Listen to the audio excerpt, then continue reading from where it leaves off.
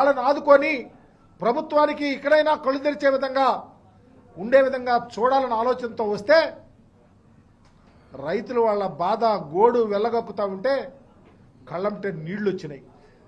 నిజంగా 6 కాలం కష్టపడి మిర్చి పండిస్తే జగన్మోహన్ రెడ్డి గారు ముఖ్యమంత్రిగా ఉన్నప్పుడు క్వింటా 23,000 నుంచి 24,000 28,000 దాకా అమ్ముకున్నామయ్యా.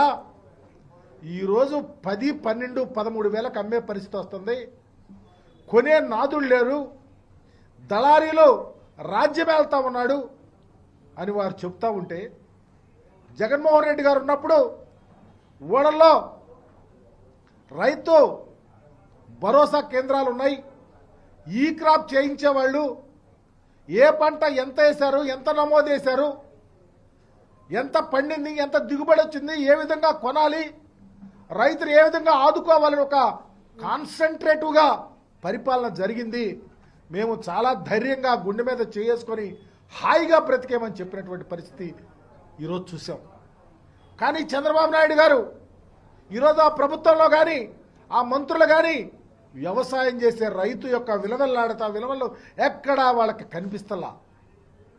చివరికి జగన్మోహన్ రెడ్డి గారు వచ్చి రైతు కష్టాలు వాళ్ళ వ్యతలు ప్రభుత్వానికి తెలియపరిస్తే ఆగమేఘాల మీద కేంద్ర ప్రభుత్వానికి కేంద్ర మంత్రికి ఇవాళ ఉత్తరం రాస్తా ఉన్నాడంట. మీ బ్రతుకంతా ఇట్లాగే జగన్మోహన్ రెడ్డి గారిదిగో ఇది జరుగుతూ ఉంది, తప్పు జరుగుతూ ఉంది, ఇది చెయ్యండి అంటే అప్పుడు మీరు మేల్కొల్పుతారు, అప్పుడు మీరు నిద్రలేస్తారు. ఎంత అన్యాయం అని అడుగుతా ఉన్నాం. అందుకనే మా నాయకుడు చెప్పినటువంటి విధంగా ఈ రాష్ట్రంలో రైతు సంక్షేమం విరాజిల్లాలా, పార్టీలకు అతీతంగా రైతులు బాగుండాలా, ఏ పంట వేసినా ఆ పంటకు మద్దతు ధర ఇవ్వాలా. మేము ప్రవేశపెట్టినటువంటి కార్యక్రమాలు రైతు భరోసా కానీ, ఈ క్రాప్ చేయటం కానీ, రైతుకు లైసెన్స్కి సంబంధించి కానీ అన్ని విషయాలలో పునరాలోచించి ఇన్కార్పొరేట్ చేసి రైతులను ఆదుకోవాలని డిమాండ్ చేస్తూ ఉన్నాం. ఎంత దారుణం అంటే ప్రతిపక్ష నాయకుడు వస్తూ ఉంటే ఒక్క పోలీసు కూడా లేడంటే మీ పరిపాలన ఎంత దారుణంగా ఉందో, జగన్మోహన్ రెడ్డి గారి మీద ఎంత కుట్ర కక్ష సాధింపు చేస్తామని అర్థమవుతా ఉంది. నేను అడుగుతా ఉన్నా చంద్రబాబు నాయుడు గారిని, మీరు పోలీసులు లేకుండా చేస్తారేమో.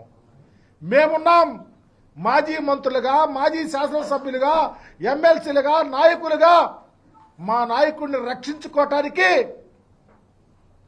ఎక్కడ వెనుకాడమో, మా ప్రాణాలైనా లెక్క చేయకుండా మా నాయకుడిని కాపాడుకుంటాం, వాలంటీర్లు అవుతాం, కార్యకర్తలను కలుపుకుంటాం, మేమే ప్రొటెక్షన్గా ఉంటాం. మీరు అనుకున్నారే ఈరోజు ప్రొటెక్షన్ లేకపోతే కేసులు పెడతాం, మీటింగ్ జరిగితే కేసులు పెడతాం, లేకపోతే పోలీసులు లేకపోతే మీటింగ్ జరగదనుకున్నారు.